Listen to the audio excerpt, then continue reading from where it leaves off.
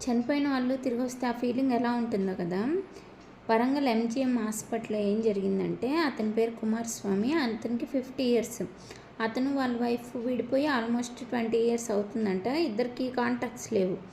అయితే ఇతను మహబూబాబాద్ జిల్లాలో తొర్రూరులో వర్క్ చేస్తున్నాడంట. చిన్న చిన్న పనులు.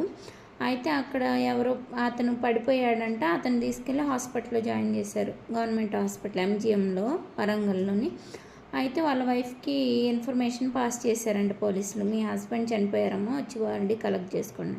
అయితే వాళ్ళు వచ్చారు, బాడీ కలెక్ట్ చేసుకొని తీసుకెళ్లారు. మొత్తం ప్రిపేర్ చేసినాక చూస్తే అతని చేయి మీద మామూలుగా అయితే శ్రీ అని పచ్చబొట్టు ఉండాలంట. అంటే ఆల్రెడీ ఇది పోస్ట్ మార్టం చేసేసరికి మొత్తం కట్టేసి ఇస్తారు కదా, వాళ్ళు తర్వాత చూసుకుంటే బాడీ మీద పచ్చబొట్టు లేదంట.